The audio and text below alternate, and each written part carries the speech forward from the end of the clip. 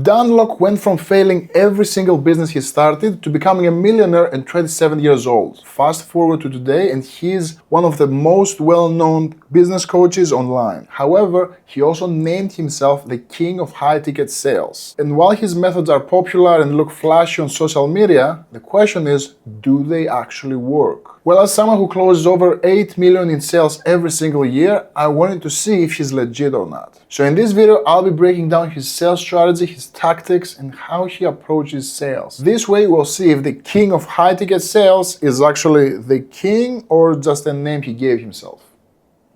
So you're charging $1,500 to $2,000 a month with local clients. How much do you want to be charging? So in this stage, he's starting to build the gap between how much the guy is charging and how much he wants to be charging. Oh, that's, I never actually thought of that before.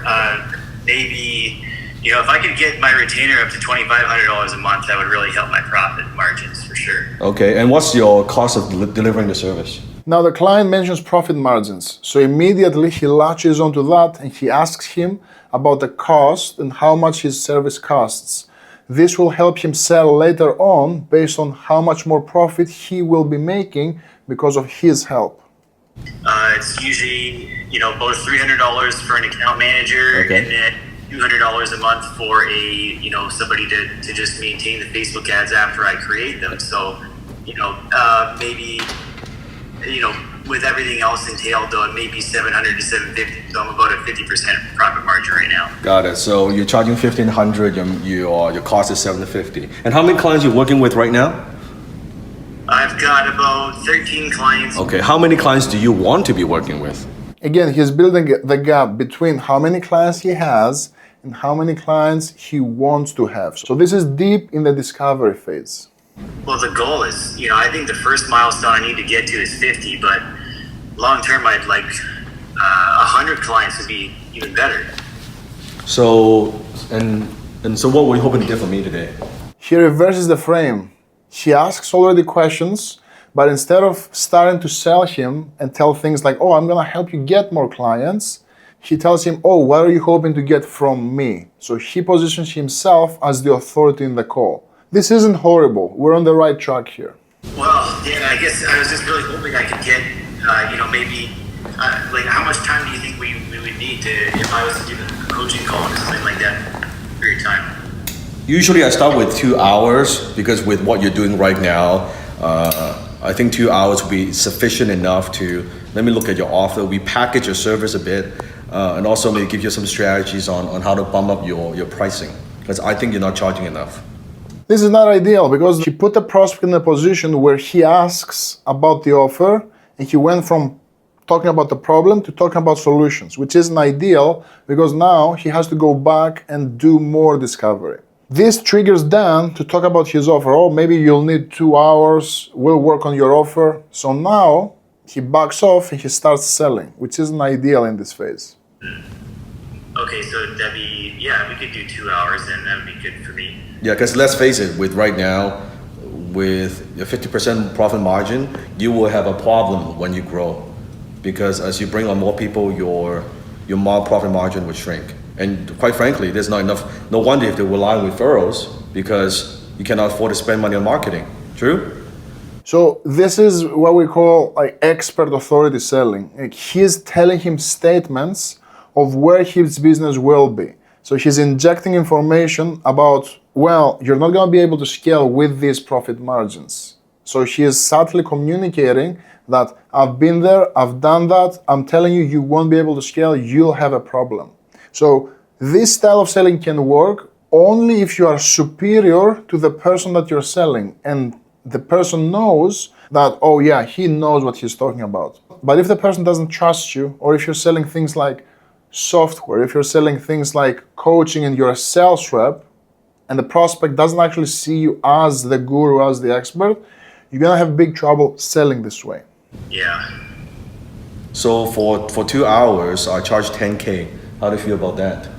So he drops the price in this stage and he puts the ball back on him, which it's not bad, but it's not ideal as well. Because what he could have said is, The investment to work together is 10,000, so you can get higher profit margins.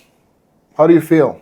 By saying think, he puts him in logic thinking mode instead of feel, but at least he puts the ball back on him and letting the prospect open up about their possible objections or their intent to move forward. 10K. Correct. 5,000 an hour. It's an awful lot of money. So what does he do now? He realized that the prospect is about to get sticker shock, to get shocked by the price. So he amplifies that on purpose. He says it's an awful lot of money. So he can immediately reach the zenith of that emotion and he can chop away in that resistance from there. So he wants to acknowledge and meet the prospect where they are. So, oh yeah, that's a lot of money.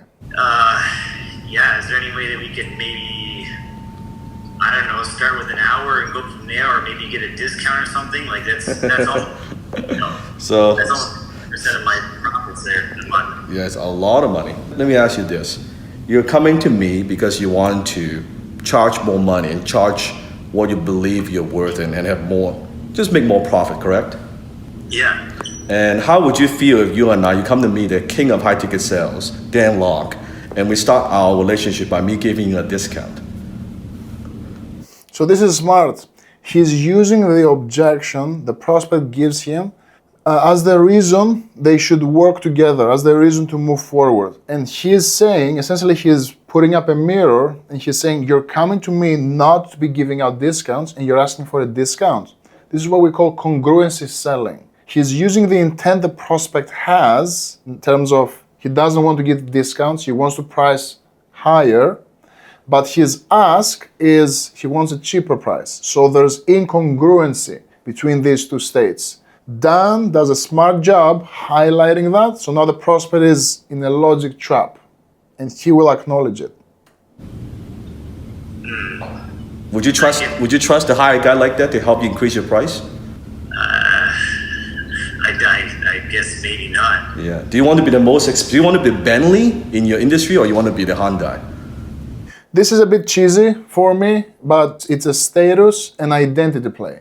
So he's communicating to the prospect, hey, do you want to charge high prices and be the Bentley, or do you want to be Toyota, always the cheap option?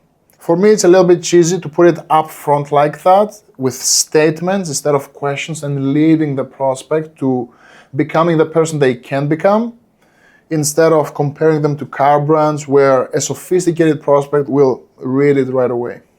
I'm done with the Hyundai. Correct. And I am the fucking Bentley. So where should we go from here? So he uses the phrase, where should we go from here? He gives the illusion of control to the prospect. He doesn't ask, so should we get started working together? Which, it's a direct ask for the sale. I like much more what he's doing, which is, where would you like to go from here? So he gives the prospect the option to move forward.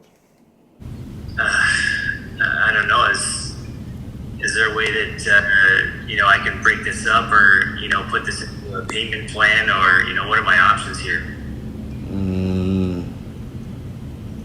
What do you mean? He asks a clarifying question, like he sees that the prospect is trying to negotiate, but he doesn't also want to negotiate with himself. So what Dan does is he asks a simple clarifying question to get a direct offer from the prospect, because now the prospect was fishing. Can I break it up? Can I get payments? So Dan does a good job asking a clarifying question. I kind of divide them up, like pay for 1 hour, and then pay for the second hour and the second time, so I can gather myself together here. So you want to do kind of like half down, half when it's complete, but it is a 2-hour commitment. You're okay with that, right?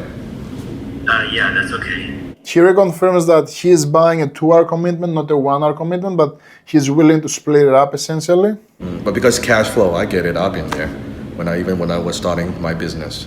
So you're saying 5,000 maybe this month and then 5,000 next month, correct? Yeah, that I think I could do, Dan. Let's pretend I was to accept that offer. What would you say to me? So this is a conditional clause. What he uses there is he doesn't accept the offer. He wants certainty from the prospect first. He wants to eliminate any other objection the prospect might have before he says, okay, yes, that's fair, let's do it. So this is a good play from Dan. I guess I'd say let's get started. Are you sure? You don't sound like very certain. This is a solid play. This is called the takeaway. So because he sensed uncertainty in the prospect, he takes away and he pushes back and he tells the prospect, hey, are you sure you want to do this? Because I don't want you to do this if you're not sure. Because I'm going to help you, but damn, you got to do the fucking work. I'll do the work, Dan. This is year 3. I can't keep sitting here at 13 fucking clients a month. Like that's not I can't do that. So you sure you want to do this? Yes, definitely. You're not going to come back to me and say you change your mind tomorrow, right? He's eliminating buyer's remorse here with that statement. You're not going to come back to me asking for refunds. No. Yeah, because if that's the case, I don't want to waste your time. I definitely don't want to waste my time. No, I don't. That's not how I operate. And I'm going to give you the strategies. I don't even mind. We don't have to do the 2-hour call up front. I can do the first hour call and then we can do even the second call 30 minute. Because I want to make sure the time we spend together is productive. That we're not wasting time shooting the breeze and talking about the fucking weather, right? Now he's sweetening the deal. Now he's in selling mode, which I'm not in love with. The ideal thing to do here is perfect. If you commit to this, I will get you to where you want to go. Now, which car would you like to use? And now it's time for the close.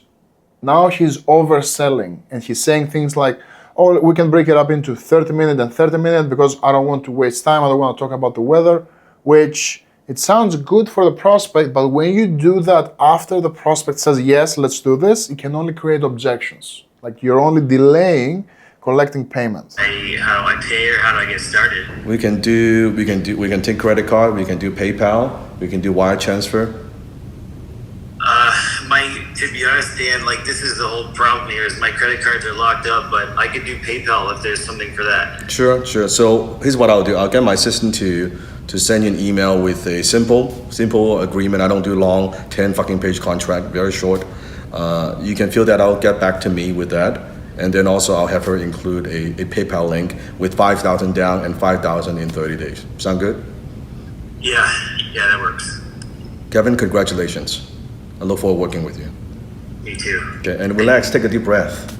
He congratulates the prospect for investing in themselves and takes a deep breath, so he takes the pressure off, lets him relax. So overall, this call feels very fake to begin. Like it feels like it's just for the camera and everything. The prospect is very cooperative, no hard objections, and it's a very easy, smooth close overall, other than the price objections at the end and thoughts. Regardless, what do I feel about Dan Lok's selling? I don't think this is ideal. This is a high-level version of authoritative consultative sales where you are God and everyone else comes to you and they want to drink milk from your tits. Like you are the superstar and everyone wants your help. The challenge is this today doesn't really work because there are so many options. With social media gurus, with business coaches, they're not gonna come to you and they're gonna say, well, I think you're the best of all. And you're gonna ask them, yeah, but why do you want to take action now? That's dead. And we need to be smarter with our questions, creating pain and creating cost of inaction, which we saw none of it on this call. So I would say, if you wanna learn from Dan and pick a few things here and there, please do.